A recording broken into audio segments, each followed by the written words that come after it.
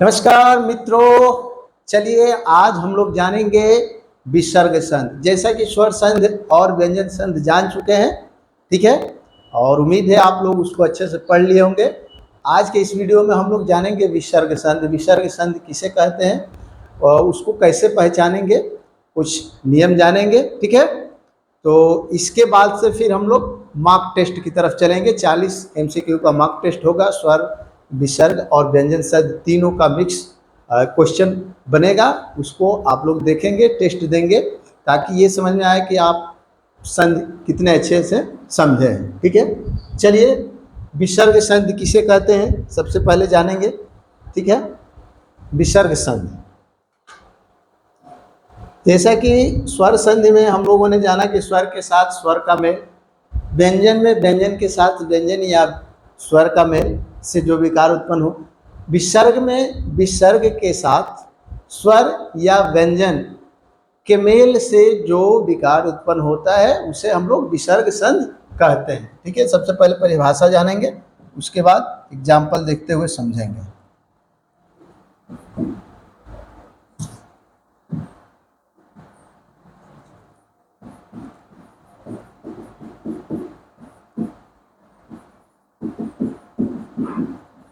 विसर्ग के साथ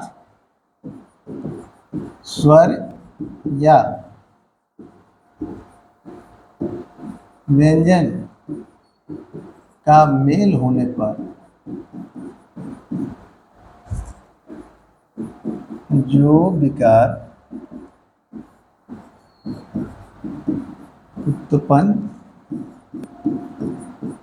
होता है उसे विसर्ग संधि कहते हैं, ठीक है। विसर्ग के साथ, ठीक है, किसके साथ? विसर्ग के साथ।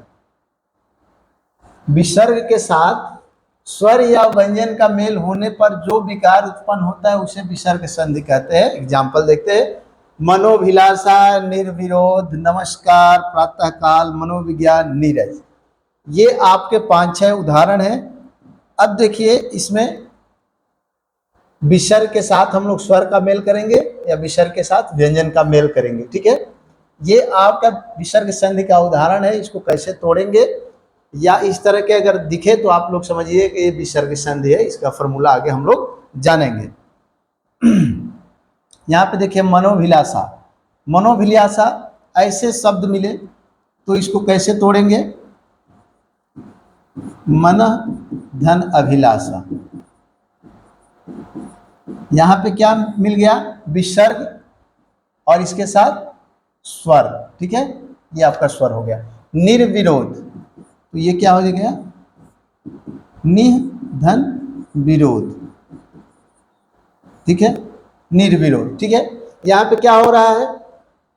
जो ये उड़नतुआ र है ये गायब होकर विसर्ग का रूप ले ले रहा है। यहाँ पे ओ का मात्रा जो है गायब होकर यहाँ क्या हो रहा है? विसर्ग का रूप धारण कर ले रहा है, ठीक है। या विसर्ग का लोप हो रहा है तो यहाँ पे ओ का मात्रा हो जा रहा है। विसर्ग का लोप हो रहा है तो यहाँ पे आधा र हो जा रहा है। उसी तरह से नमस्कार का हो जाएगा नमःकार, नमः धन कार, ठीक है।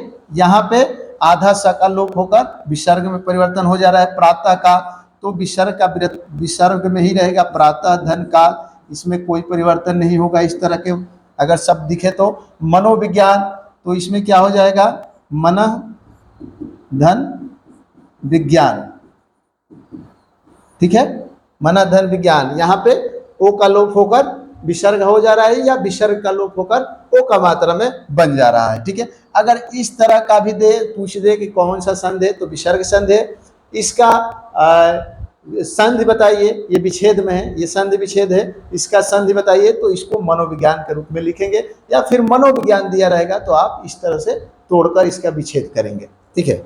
नीरज, इस तरह के शब्द रहे तो आप सीधे सीधे बड़ी वाली नी को छोटी नी में और उसके बाद विसर्ग प्लस रज, ठीक है। इस तरह का नीरव है, नीरज है, ठीक है। तो अगर नी के बाद र शब्द आए, र वर्ण के साथ कोई शब्द दिखे या नी के बाद, बड़ी नी के बाद अगर र आता है तो वहाँ पे छोटी नी के साथ विसर्ग को जोड़कर और फिर वही सेम शब्द रख देते हैं। ठीक है, तो यहाँ पे नीरज का निधन रज हो जाएगा। ठीक है, तो यहाँ पे छोटा मोटे तरीके से आप लोग संधि विसर्ग संधि के बारे में जाने। अब एक एक फार्मूले को हम लोग सिद्ध करेंगे।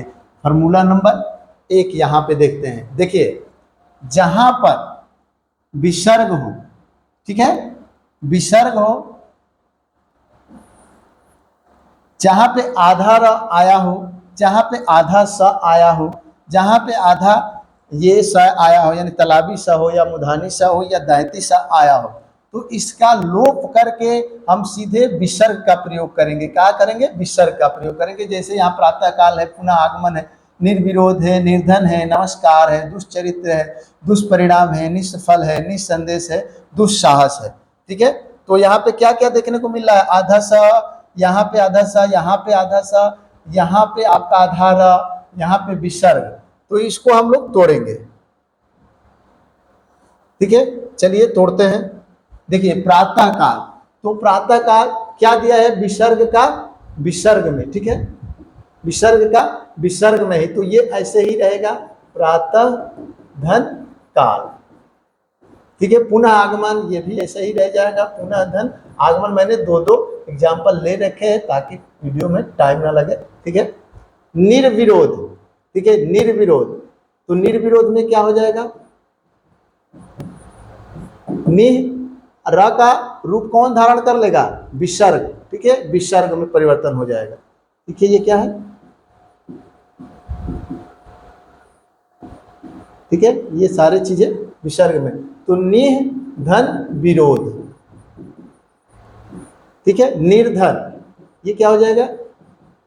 निधन धन, निर्धन। नमस्कार, तो नमः धन कार हो जाएगा।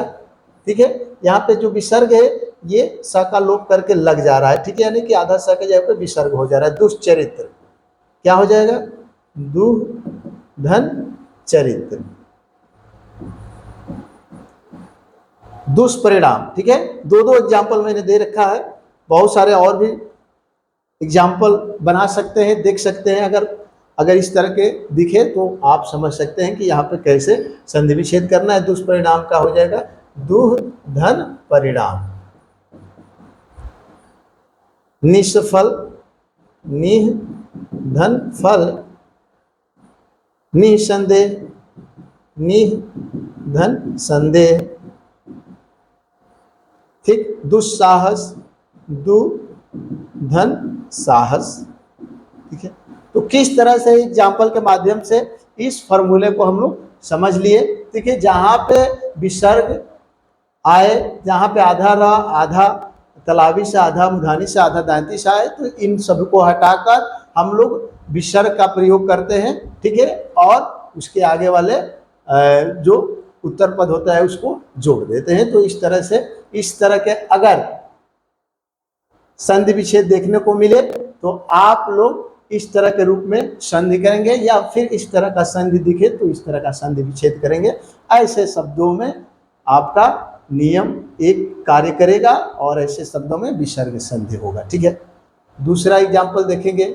यहाँ देखिए दूसरा एग्जाम्पल नियम 2 में। ठीक है, अगर किसी संधि को तोड़ने पर वहां पे मनः, यशः, तपः, अधः, सतः, रजः, तमः आए, या फिर यहाँ पे मनोविज्ञान, यशोदा, तपोवन, अधोपति, सतोगुण, रजोगुण, तमोगुण, इस तरह के शब्द आए तो ओ को हटाकर, ठीक है, यहाँ पे क्या कर देते हैं? विसर्ग का प्रयोग कर देते हैं। ठीक है, जैसे मान लीजिए कि ये मनोविज्ञान है, तो ये क्या हो जाएगा? मनः धन विज्ञान। क्या हो गया? ओ का लोप हो गया।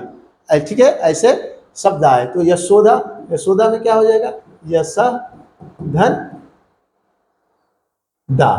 ठीक है, यशोदा। उसके बाद तपोवन क्या हो जाएगा? तप धन वन। अधोपति, अध धन पति। यहाँ पे सतोगुण सत धन गुण, सतोगुण, ठीक है। रजोगुण रज धन गुण, तमोगुण तम धन गुण, ठीक है। तो ये सीधा सीधा ये फॉर्मूला यहाँ सभी जो उदाहरण है उस पर फिट हो रहे हैं, ठीक है। तो मन धन विज्ञान यानी कि मनोविज्ञान, इसमें क्या है, नियम 2 फॉलो हो रहा है और ये जो है विसर्ग संधि है, ठीक है। तो यहाँ पे इस तरह के एग्जाम्पल अगर देखने को मिले तो आप लोग वहाँ पे सीधे सीधे क्या करेंगे, विसर्ग संधि समझेंगे और विसर्ग संधि में ये नियम 2 का पालन करेंगे। अगर इस तरह के शब्द मिले, तोड़ना हो, संधि विच्छेद करना हो तो, या फिर संधि विच्छेद में मिले तो उसका संधि केवल करना हो, इसको जोड़ना हो तो इस तरह से लिखेंगे, ठीक है। और भी आपके एग्जाम्पल हो सकता है, जैसे यहाँ पे मनोविज्ञान है तो मनः धन रथ हो जाएगा, मनोरथ, ठीक है। बहुत सारे एग्जाम्पल इस तरह से बन सकते हैं, ठीक है, मनोरथ, ठीक। तो ये आपका हो गया नियम 2। चलिए एक और नियम देख लेते हैं। नियम 3 में क्या है, जैसा कि मैंने पहले ही जब परिभाषा बता रहे थे वहीं पे ये सारी चीजें मैं एक लाइन में डिफाइन कर देता हूं, उसके बाद से ये सारी चीजें हम विस्तृत में जानते हैं। यहाँ पे नीरज है, नीरव है, निरोग है, तो ये बड़ी वाली नहीं है। इसके बाद अगर रा शब्द का प्रयोग हो रहा है, रा वर्ण का प्रयोग हो रहा है, ठीक है। यहाँ पे रा से शुरू होने वाले वर्ण मिल रहे हैं, पद मिल रहे हैं, तो क्या हो जाएगा आपका यहाँ पे छोटी नी, उसके बाद ये प्लस र जा, ठीक है। कोई परिवर्तन नहीं होगा, ठीक है। केवल ये नी में बदल कर विसर्ग में चला जाएगा, छोटी नी हो जाएगा बड़ी नी से, ये क्या हो जाएगा, नी है धन राव, ठीक है, नी है धन रो, ठीक है। तो यहाँ पे नियम 2 फॉलो हो, नियम 3 फॉलो होगा, ठीक है। तो इस तरह के अगर शब्द देखने को मिले, इस तरह का विच्छेद देखने को मिले, तो आप लोग समझिए कि इसमें विसर्ग संधि का प्रयोग हुआ है, ठीक है। तो चलिए आप लोग यहाँ पे केवल 4 लाइन में ही विसर्ग संधि को समझ गए। देखिए यहाँ पे मनोभिलाषा, मन धन अभिलाषा, क्या दिया है परिभाषा, विसर्ग के साथ स्वर या व्यंजन का मेल। यहाँ पे विसर्ग है, इसके साथ स्वर का मेल हो रहा है, और उसके बाद सारे विसर्ग के साथ व्यंजन का मेल हो रहा है, ठीक है। तो इस तरह के अगर शब्द मिले तो आप लोग समझ जाइए कि विसर्ग संधि है, ठीक है। फॉर्मूला नंबर 1 इसको बढ़िया से याद कर लीजिएगा, लिख लीजिएगा, नोट कर लीजिएगा, और फार्मूला नंबर 2 जो ये है इसको याद कर लीजिएगा, ठीक है। इससे ही आपका विसर्ग संधि समझ में आ जाएगा। चलिए स्वर संधि, व्यंजन संधि और विसर्ग संधि तीनों संधियाँ आप लोग आसान तरीके से सीखें। अब हम लोग अगले वीडियो में जो है कि मॉक टेस्ट लेकर आएंगे 40 नंबर का, जो किसी भी एग्जाम के लिए महत्वपूर्ण होगा। तो जो लोग अभी तक चैनल को सब्सक्राइब नहीं किए, चैनल को सब्सक्राइब कर लीजिए, लाइक जरूर कर दीजिए, कमेंट बिल्कुल करिएगा कि वीडियो कैसा लगा। नहीं समझ में आया हो तो ज़रूर पूछिए, अगर कोई शब्द है उसमें कौन सा संधि है ये भी कमेंट्स कर सकते हैं। अगर नहीं समझ में आता है तो उसका सही जवाब आपको दिया जाएगा, ठीक है। चलिए अगले टेस्ट के लिए आप लोग रेडी रहिए। जो लोग अभी तक समास और संधि से संबंधित वीडियो नहीं पढ़े हैं, उसका प्लेलिस्ट बना हुआ है, वहाँ पे जाकर अच्छे से पढ़ लीजिए ताकि आप लोग टेस्ट के लिए प्रिपेयर हो सके। मिलेंगे नेक्स्ट वीडियो में, तब तक के लिए धन्यवाद।